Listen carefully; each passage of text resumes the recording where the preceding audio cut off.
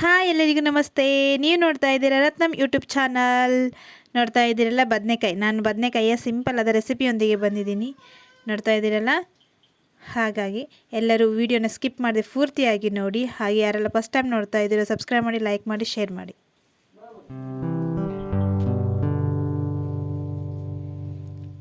ಬದನೆಕಾಯಿ ರೆಸಿಪಿಗೆ ಏನೆಲ್ಲ ಬೇಕು ಅಂತ ತೋರಿಸ್ತಾ ಇದ್ದೀನಿ. 3 ಸ್ಪೂನು ಕೊತ್ತಂಬರಿ ಬೀಜ, ಹಾಗೆ 2 ಸ್ಪೂನು ಸೋಂಪು ಅಂದರೆ ಬಡಸೊಪ್ಪು, 1 ಲಿಂಬೆ ಗಾತ್ರದಷ್ಟು ಹುಣಸೆಹಣ್ಣು, ಹಾಗೆ 5ರಿಂದ 6 ಒಣಮೆಣಸಿನಕಾಯಿ, ಸ್ವಲ್ಪ ಬೆಲ್ಲ ನೋಡುವ ಈಗ. ಹಾಗೆ ಸ್ವಲ್ಪ ಕೊಬ್ಬರಿ ತುರಿ, ಹಸಿ ಕೊಬ್ಬರಿ ತುರಿ. ಈಗ ರುಬ್ಲಿಕ್ಕುಂಟು. ಅದಕ್ಕೂ ಮುಂಚೆ ಫ್ರೈ ಮಾಡ್ಕೊಳ್ವ, ಸ್ವಲ್ಪ ಅಂದರೆ ಹುರ್ಕೊಳ್ವ. ಕೊತ್ತಂಬರಿ ಮತ್ತು ಬಡಸೊಪ್ಪನ್ನು ಹಾಕಿ ಚೆನ್ನಾಗಿ ಫ್ರೈ ಮಾಡಿಕೊಂಡು, ನೋಡ್ತಾ ಇದ್ದೀನಿ ನಾನು ಸ್ವಲ್ಪ ಎಣ್ಣೆಯನ್ನು ಹಾಕಿ ಫ್ರೈ ಮಾಡ್ತಾ ಇದ್ದೀನಿ.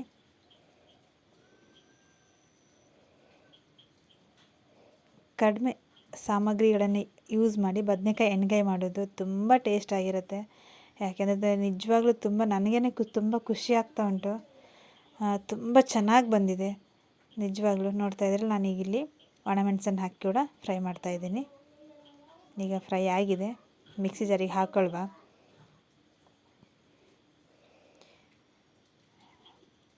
ಇದು ರುಬ್ಕೊಳ್ಳುವಾಗ ಈಗ ಅಂದರೆ ಹುಣಸೆಹಣ್ಣು ಮತ್ತು ಕಾಯಿ ತುರಿನ ಸೇರಿಸಿ ರುಬ್ಕೊಳ್ಬೇಕು. ಸ್ವಲ್ಪ ಗಟ್ಟಿಯಲ್ಲೇ ರುಬ್ಕೊಳ್ಬೇಕು, ಮತ್ತು ನುಣ್ಣಗೆ ಬೇಡ, ತೀರ ನುಣ್ಣಗೆ ಬೇಡ.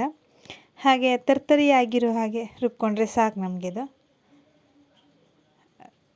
ನಿಜವಾಗ್ಲೂ ನನಗಿದು ಹೇಳಲಿಕ್ಕೆ ತುಂಬ ಖುಷಿ ಆಗ್ತಾಯಿದೆ. ಈ ರೆಸಿಪಿ ನಿಜವಾಗ್ಲೂ ನನ್ನ ಫ್ರೆಂಡ್ ಅಮ್ಮಂದು ಇದು. ಅವ್ರು ನನಗೆ ಹೇಳಿದ್ದು, ಈ ಥರ ರೆಸಿಪಿ ಮಾಡು, ತುಂಬ ಚೆನ್ನಾಗಿ ಎಲ್ಲರೂ ಇಷ್ಟಪಡ್ತಾರೆ, ಹಾಗೆ ತುಂಬ ಚೆನ್ನಾಗಿ ಬರುತ್ತೆ ಕೂಡ ಹೇಳಿ. ನಾನು ಕೂಡ ಫಸ್ಟ್ ಟೈಮ್ ಟ್ರೈ ಮಾಡ್ತಾ ಇರೋದು. ತುಂಬ ಚೆನ್ನಾಗಿ ಬಂದಿದೆ. ನೋಡ್ತಾ ಇದ್ದೀರಾ, ಇಷ್ಟು ತರಿಯಾಗಿ ರುಬ್ಕೊಂಡ್ರೆ ಆಯಿತು. ನೋಡಿ, ಈಗ ನಾನು ಪಾತ್ರೆ ಇಟ್ಕೊಂಡಿದ್ದೆ, ಎಣ್ಣೆಯನ್ನು ಕೂಡ ಕಾದಿದೆ, ಸಾಸಿವೆ ಹಾಕಿದ್ದೀನಿ. ಹಾಗೆ ಸ್ವಲ್ಪ ಚಿಟಿಕೆಯಷ್ಟು ಅರಿಶಿನ, ಹಾಗೆ 1 ಮೀಡಿಯಮ್ ಸೈಜಷ್ಟು ಈರುಳ್ಳಿಯನ್ನು ಚಿಕ್ಕದಾಗಿ ಹೆಚ್ಚಿಟ್ಕೊಂಡಿದ್ದೆ, ಅದನ್ನು ಹಾಕ್ಕೊಂಡು ಫ್ರೈ ಮಾಡ್ಕೊಳ್ವ. ನೋಡ್ತಾ ಇದ್ದೀರಲ್ಲ, ಆನಿಯನ್ ಫ್ರೈ ಆದಮೇಲೆ, ಚೆನ್ನಾಗಿ ಫ್ರೈ ಆದಮೇಲೆ ನಾವು ಮಸಾಲೆ ಹಾಕ್ಕೊಂಡ್ರೆ ಆಯಿತು. ನಾನು ಸ್ವಲ್ಪ ಫ್ರೈ ಮಾಡುವಾಗ ಸ್ವಲ್ಪ ಉಪ್ಪನ್ನು ಬಳಸ್ತೇನೆ. ನಾನು ಹೇಳ್ತಾ ಇದ್ದೆ ಅಲ್ಲ, ನನ್ನ ಫ್ರೆಂಡ್ ಅಮ್ಮ ಹೇಳಿದ್ದ ಅಂಥೇಳಿ. ಹೌದು, ಅವ್ರು ತುಂಬ ಸಪೋರ್ಟ್ ಮಾಡ್ತಾರೆ ನನಗೆ. ನನ್ನ ಫ್ರೆಂಡು ಸಪೋರ್ಟ್ ಮಾಡ್ತಾರೆ, ಹಾಗೆ ನನಗೆ ಅವರ ಅಮ್ಮ, ಅವ್ರ ಮನೆಯವರೆಲ್ಲರೂ ಕೂಡ ಸಪೋರ್ಟ್ ಮಾಡ್ತಾರೆ. ತುಂಬ ಖುಷಿಯಾಗತ್ತೆ ನನಗೆ. ನಾನೇನು ಈ ಥರದೊಂದು ಯೂಟ್ಯೂಬಲ್ಲಿ ಒಂದು ಚಾನಲ್ ಮಾಡ್ತಾಯಿದ್ದೀನಿ ಅಂತ ಹೇಳಿದಾಗ ಅವ್ರು ನನಗೆ ಈ ಥರದ್ದೆಲ್ಲ ರೆಸಿಪಿ ಹೇಳ್ತಾ ಇದ್ದಾರೆ. ಈ ಥರ ಮಾಡು ಮಗ, ಆ ಥರ ಮಾಡು ಅಂತ ಹೇಳಿ ನಂಗೆ ತುಂಬ ಅಂದರೆ ತುಂಬ ಖುಷಿ ಆಗ್ತಾ ಉಂಟು. ನೋಡಿ, ಈಗ ನಾನು ರುಬ್ಬಿಟ್ಕೊಂಡಿರೋಂಥ ಮಸಾಲಾನ ಹಾಕ್ಕೊಳ್ತಾ ಇದ್ದೀನಿ. ನೋಡ್ತಾ ಇದ್ದಾರೆ ನಾನು ಎಷ್ಟು ಗಟ್ಟಿ ರುಬ್ಬಿದೆ ಅಂತ ಹೇಳಿ. ನಿಜವಾಗ್ಲೂ ಈ ಮಸಾಲನೇ ಕೂಡ ತುಂಬ ಪರಿಮಳ ಬರ್ತಾ ಉಂಟು, ಯಾಕೆಂದರೆ ನಾವು ಹುರಿದಿದ್ದಲ್ಲ. ಹಾಗಾಗಿ ಚೆನ್ನಾಗಿ ಫ್ರೈ ಮಾಡ್ಕೊಳ್ಬೇಕು ಇದನ್ನು ಕೂಡ. ನನ್ನ ಫ್ರೆಂಡ್ ಅಮ್ಮನ ಬಗ್ಗೆ ಎಷ್ಟು ಹೇಳಿದರೂ ಸಾಕಾಗ್ತಾ ಇಲ್ಲ. ನಾನು ಅವರಿಗೆ ಈ ಮೂಲಕ ಥ್ಯಾಂಕ್ಸ್ ಹೇಳಲಿಕ್ಕೆ ಇಷ್ಟಪಡ್ತೀನಿ. ನಿಜವಾಗ್ಲೂ ನನಗೆ ಅವರು ಅಂದರೆ ನಾವಿರೋ ಪ್ಲೇಸೇ ಬೇರೆ, ಅವರಿರೋ ಪ್ಲೇಸೇ ಬೇರೆ.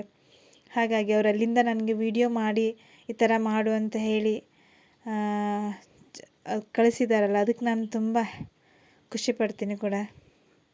ಈಗ ನಾನು ಸ್ವಲ್ಪ ಉಪ್ಪನ್ನು ಹಾಕ್ಕೊಂಡು ಇದನ್ನು ಮಸಾಲೆನ ಚೆನ್ನಾಗಿ ಬೇಯಿಸ್ಕೊಳ್ವ, ಅಂದರೆ ಕುದಿಸ್ಕೊಳ್ವ. ಸ್ವಲ್ಪ ಹಸಿ ವಾಸನೆ ಹೋಗುತ್ತಾನ. ನಿಜವಾಗ್ಲೂ ಒಂದು ಸರಿ ನಾನು ಕೇಳ್ಕೊಳ್ತಾ ಇದ್ದೀನಿ, ಒಂದು ಸರಿ ನೀವು ಮನೇಲಿ ಟ್ರೈ ಮಾಡಿ. ಈ ಥರ ತುಂಬ ಇಷ್ಟಪಡ್ತೀರಾ ನಿಜವಾಗ್ಲೂ.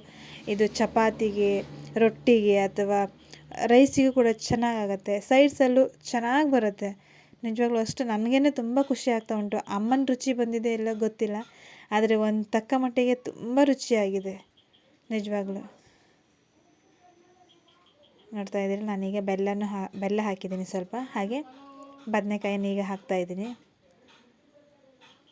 ಬದನೆಕಾಯಿ ಬೇಯಲಿಕ್ಕೆ ತುಂಬ ಟೈಮನ್ನು ಹಿಡಿಯಲ್ಲ, ಬೇಗ ಆಗಿಬಿಡತ್ತೆ. ನೋಡಿ, ಮಸಾಲ ನಿಮಗೆ ಇನ್ನು ಸ್ವಲ್ಪ ತೆಳ್ಳಗೆ ಬೇಕು ಅಥವಾ ತುಂಬ ಗಟ್ಟಿ ಇದೆ ಅಂತ ಅಂದ್ಕೊಂಡ್ರೆ ನೀವು ಸ್ವಲ್ಪ ನೀರನ್ನು ಮಿಕ್ಸ್ ಮಾಡಿದ್ರೂ ಓಕೆ, ಅಥವಾ ಮಿಕ್ಸ್ ಮಾಡದಾಗಿದ್ರೂ ಓಕೆ. ನನ್ನ ಪ್ರಕಾರ ನೀರನ್ನು ಹೆಚ್ಚು ಮಿಕ್ಸ್ ಮಾಡೋದು ಬೇಡ ಅಂತ ಹೇಳಿ. ನೋಡಿ, ಇದು ಆಗಿದೆ ಈಗ. ರೆಡಿ ಉಂಟು, ಈಗ ತಿನ್ನಲಿಕ್ಕೆ ರೆಡಿ ಉಂಟು ನೋಡಿ. ಬಿಸಿ ಬಿಸಿ ಅನ್ನದ ಜೊತೆಗೆ ಬದನೆಕಾಯಿ ಎಣ್ಗಾಯಿ ಸಖತ್ತಾಗಿದೆ. ಕಮೆಂಟ್ ಮೂಲಕ ತಿಳಿಸಿ. Thank you.